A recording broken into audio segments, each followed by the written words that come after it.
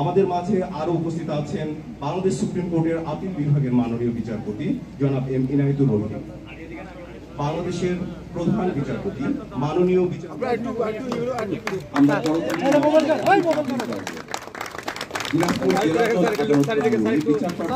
নির্মিত বিশ্রামাগার নায়কগঞ্জের শুভ উদ্বোধন করে মাননীয় প্রধান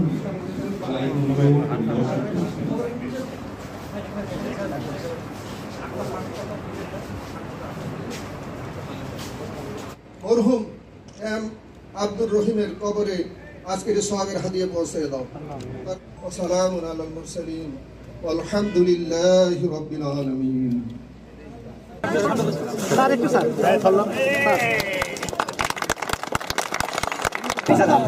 পিছে যান না।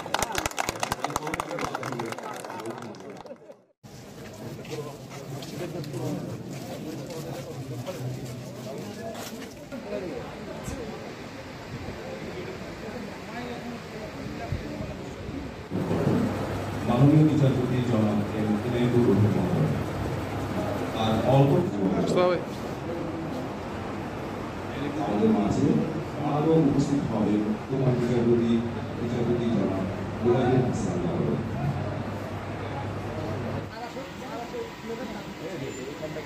আরে আগে দেন, আগে নাকি নিজেরাই পিছন থেকে নিতে এখন নেই করে গেলাম। এটি ভিত্তিপ্রস্তর স্থাপন করেছিলেন বিচারপতি এম ইনায়েতুর রহিম। এই নায়কগঞ্জ একটি প্রজেক্টের মাধ্যমে সারা বাংলাদেশে এটি স্থাপন করা হয়েছে। বাংলাদেশের সাবেক প্রধান বিচারপতির উদ্যোগে বাংলাদেশের মাননীয় প্রধানমন্ত্রী বঙ্গবন্ধু কন্যা শেখ হাসিনা তার হয়েছে। এখানে সাধারণ বিচার প্রার্থী মানুষ, কি সাক্ষী, কি অ্যাকিউজ, যারা আসামি, যারা জামিনে আছেন, সকলেই এখানে বসতে পারবেন, বিশ্রাম নিতে পারবেন। ভিতরে আপনারা জানেন যে ব্যবস্থা করা আছে, সেখানে প্রায় ৬০-৭০ জন মানুষ একসঙ্গে বসতে পারবে। যে সকল মায়েদের সাথে বাচ্চারা আসে, যে দুগ্ধদান কেন্দ্র আছে ভিতরে, তারা বাচ্চাদেরকে, শিশুদেরকে দুগ্ধপান করাতে পারবেন।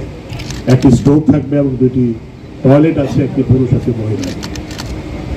বন্ধুগণ, স্মার্ট বাংলাদেশ করতে হলে জুডিশিয়ারিকেও স্মার্ট হতে হবে।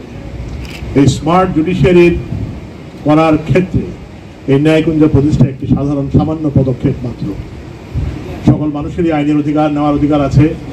সংবিধান তাদের সেই মৌলিক অধিকার নিশ্চিত করেছে এবং বাংলাদেশের সংবিধানে তাদের অধিকার নেওয়ার যে কথাগুলো বলা আছে, সেইগুলো প্রতিষ্ঠা করার ক্ষেত্রে আমরা যারা বিচার বিভাগে কাজ করছি, আমার থেকে শুরু করে প্রধান বিচারপতি থেকে শুরু করে আমাদের একজন অ্যাসিস্ট্যান্ট জাজ পর্যন্ত সকলেই একই কাজে আমরা নিবৃত্ত আছি এবং বাংলাদেশের মানুষের অধিকার প্রতিষ্ঠার যে আন্দোলন, ন্যায় বিচার প্রতিষ্ঠার যে আন্দোলন, সেই আন্দোলনে বিচার বিভাগ জনগণের সঙ্গে আছে এবং জনগণের অধিকার, ন্যায়ের অধিকার, সেই অধিকারটি প্রতিষ্ঠিত করার জন্য আমরা যে পদক্ষেপ নিয়েছি তারই একটি প্রাথমিক এবং অত্যন্ত সামান্য একটি পদক্ষেপ হচ্ছে আজকের দিনে। আমি আশা করছি দিনাজপুরবাসী যারা বিচারাঙ্গনে আসেন, তাদের বিচারের কাজে আসতে হয়, তারা এখানে সামান্য সময়ের জন্য হলেও বিশ্রাম নিতে পারবেন। এই উদ্যোগটিকে আল্লাহ কবুল করুন, সে আশাবাদ ব্যক্ত করছি এবং আপনাদের সকলকে ধন্যবাদ জানিয়ে এর সুফল এবং আগামী দিনে যেন এই বিচার বিভাগ দিনাজপুরে মানুষের জন্য, কল্যাণের জন্য কাজ করতে পারে, মানুষের ন্যায় বিচার প্রতিষ্ঠায় কাজ করতে পারে, আমাদের এই আশা রইল। আপনাদের সবাইকে ধন্যবাদ। আসসালামু আলাইকুম। জয় বাংলা, জয় বঙ্গবন্ধু, বাংলাদেশ চিরজীবী হোক।